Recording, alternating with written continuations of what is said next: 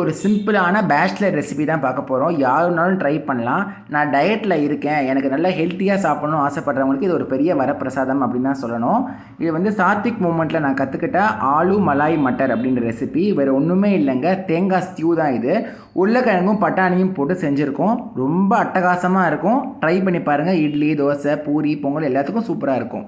இதை செய்கிறதுக்கு முதல்ல ஒரு சட்டியில் ஒரு கல்சட்டி போட்டிருக்கேன். அது சூடாக எடுத்து அதில் நான் வந்து ஜீரகம் சேர்த்துக்கிறேன். நான் ஒரு டீஸ்பூன் ஜீரகம் சேர்த்துருக்கேன். அதோட 2 ஏலக்காய் போட்டுக்கிறேன். அப்புறம் 2 கிராம்பு. இந்த ஏலக்காய் கிராம்புலாம் வாசனைக்கு போட்டால் நல்லா இருக்கும். அதை வந்து சிம்மில் வச்சு நல்லா ரோஸ்ட் பண்ணிப்போம். நாம் இது ரோஸ்ட் ஆகும் போதே கொஞ்சம் கருவேப்பிலை போட்டால் நல்லா வாசனையாக இருக்கும். ஸோ கருவேப்பிலையும் போட்டு நல்லா வறுத்துக்கலாம். நாம் ஒரு முக்கியமான விஷயம், லேசாக வறுபட்டு வாசனை வந்தால் போதும். தோலோடு இருக்கிற உருளைக்கிழங்கை நல்லா வாஷ் பண்ணி ஒரு கப்பு நான் கட் பண்ணி சேர்த்துருக்கேன். அதோட அரை கப்பு அளவுக்கு வந்து பார்த்திங்கன்னா பச்சை பட்டாணி, ஃப்ரெஷ் பட்டாணி சேர்த்துருக்கேன். ஃப்ரோசன் தான் உங்கள்கிட்ட இருக்குன்னா கூட பரவாயில்ல, சேர்த்துக்கலாம். இதுக்கு தேவையான அளவுக்கு தண்ணி சேர்த்துக்கலாம். இப்போ 1 கிளாஸ் தண்ணி சேர்த்தாலே கரெக்டாக இருக்கும். பட் நான் 1.5 கிளாஸ் தண்ணி சேர்க்குறேன். பிகாஸ் எனக்கு போட வேண்டிய ஸ்டூ வந்து கொஞ்சம் நீர்க்க இருந்தால் தான் எனக்கு பிடிக்கும். ஸோ அதனால் அப்போ தான் ஒரு ரசம் மாதிரி எல்லாத்துக்கும் பெசஞ்சு சாப்பிட்ற மாதிரி இருக்கும். அதனால் டக்கரை போட்டு ஒரு 15 நிமிஷம் மூடி இது சிம்மில் வேகட்டும். நெக்ஸ்ட்டு நாம் இதுக்கு ஒரு சூப்பரான ஒரு கிரேவி ரெடி பண்ண போகிறோம். அதுக்கு வந்து நான் என்ன சேர்த்துருக்கேன் அப்படின்னா, தேங்காய் வந்து கட் பண்ணி வச்சுருக்கேன். அது அரை கப்பு எடுத்திருக்கேன். ஒரு அரை டீஸ்பூன் உப்பு சேர்த்துட்டுருக்கேன். ஒரு அரை பச்சை மிளகா காரத்துக்கு உங்களுக்கு தகுந்த மாதிரி கூட்டி அளவு குறைச்சி சேர்த்துக்கோங்க. கொஞ்சம் தண்ணி சேர்த்து நல்லா விழுது பதத்துக்கு அரைச்சிக்கோங்க. ஃபைன் பேஸ்ட்டாக இருக்கணும், அது ரொம்ப முக்கியமான கண்டிஷன். ஸோ நல்லா அரைச்சிப்போம். நாம் இப்போ வந்து பார்த்தீங்கன்னா 15 நிமிஷம் ஆகிடுத்து. இந்த உருளைக்கிழங்கும் இது நல்லா வெந்தெடுத்து உப்பு சேர்க்காமல் வேக வைங்க, அப்போ தான் டேஸ்ட் நல்லாயிருக்கும். இப்போ நான் அமுத்தி காட்டுறேன் பாருங்கள், சூப்பராக வெந்துடுத்து. ஸோ நெக்ஸ்ட்டு நம்ம இதில் வந்து அரைச்சி வச்ச விழுது இருக்குது பார்த்தீங்களா, அதை நம்ம சேர்த்துக்கலாம். பட் சேர்க்கும் போது முக்கியமான கண்டிஷன், அடுப்பை அணைச்சிட்டு சேருங்க. ஓகேங்களா? உப்போ தேங்காவோ கொதிக்கக்கூடாது. சரியா? அடுப்பை அணைச்சிட்டோம். இப்போ நம்ம இதில் வந்து அரைச்ச விழுதை சேர்த்துக்கிறோம்.